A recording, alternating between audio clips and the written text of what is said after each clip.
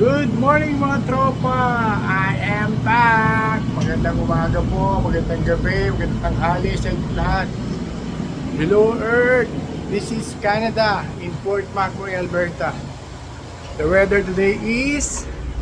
Ayan, medyo makulimlim, umuulan. Umuulan siya, umaambon, umuulan, kahapon pa. But the weather is good. It's para ka nasa Pilipinas lang. Ayan po, at ang oras ay... Time check tayo.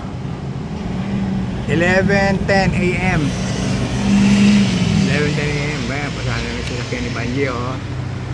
Okay, andito ako sa store ngayon, mga tropa. I'll make it sure na malinis ang store. I'm cooking. Yan, I'm cooking meat sauce. Spaghetti sauce, mga tropa. Ayan, oh. Ayan siya. Ayan, mga tropa. 5 bundle ng celery at 12 big white onions. Ayan. Lutuin muna natin yan. After that, ilalagay natin itong giniling. Giniling yan. 3 kilos. 3 kilo yan. Ayan siya, mga tropa. Anyway, dito tayo sa store ngayon. Walang school. Today is Saturday. Saturday, yeah. I hope na makapag-off ako tomorrow. Para yung mga pizza by slice natin, nakapagluto na ako kanina. Ka-open ko lang ng store ng 11 a.m. 10 minutes ago.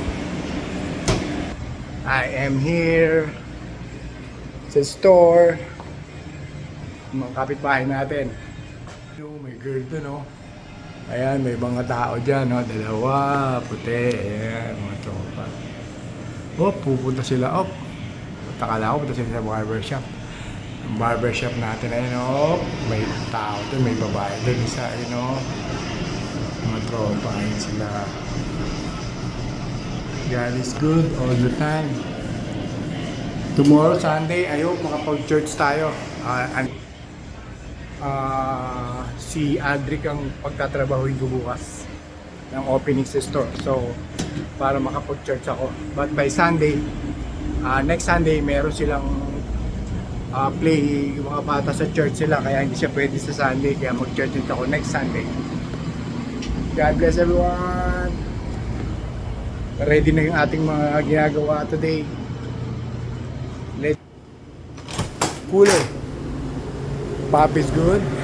Dahil pa po. Dough is good. Extra large, medium, large. Mga tomato prep, okay naman. Meron ba tayong mga water? May water pa. Oh, shredded cheese. Yan, cheese na yan. Black yan. Shredded namin ng ganito. Okay, mga tropa, meron din ba tayong veggie, onion, green pepper. Ayun pa tayong mushroom. Ayun, mushroom, tomato, lettuce romaine. Kakat pa yan. Oh, good. May onion pa. Good for today and tomorrow. God bless everyone. Lagi ko sinasabi, God bless everyone.